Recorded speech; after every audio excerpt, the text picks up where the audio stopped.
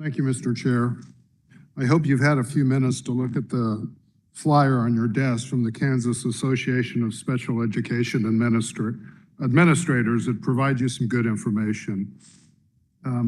I've spent 36 years in public education, the last 11 as a superintendent. That's my history. I've completed 11 district budgets. I started with block grants. Every budget has its challenges, especially in a district with declining enrollment, and I've seen this. During this time, one of my philosophies was the KISS philosophy. Keep it simple, stupid. This bill is not simple. I'm going to make it simple for you. I speak from educational experience. Dare I say that I have more than anyone on this floor today. So let's talk about funding. I'll tell you two facts about special education funding. The first one, no district receives more in special education state aid than their actual expenses.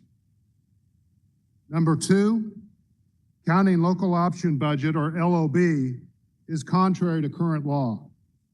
Using local property tax to pay for special ed funding is not a viable option. Any other calculation is voodoo math. What is voodoo math?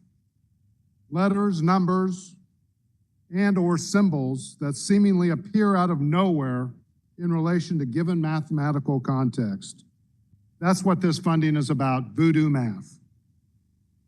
So let's talk for a minute about policy changes to at-risk. You know, this infringes on local and state Board of Education responsibilities. It reduces funding if goals are not met. Nobody's afraid of accountability. I haven't talked to a teacher or an administrator that's afraid of accountability. They want it. But what is an at-risk student? Let's talk about that for a minute. What is an at-risk student?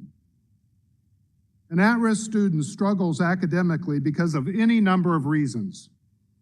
These might include socioeconomic issues, behavioral issues, attendance problems, lack of parental support, learning difficulties, transience, substance abuse, limited English proficiency. When you hear this list, how many of these are school issues? How many of them started in the school?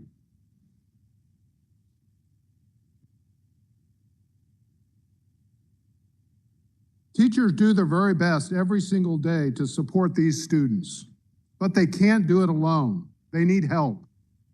This isn't a school issue. It's a family and community issue that falls in the laps of educators. So let's help them and not throw more roadblocks in their way. Stop blaming schools for the societal issues. And please don't withhold money when they don't meet their state standards. We're not afraid of accountability, but withholding money is not going to help these kids. One more item on this bill, the Special Education Interim Committee. Last year, we had to have this committee. I've attended hundreds and probably thousands of committee meetings during my career.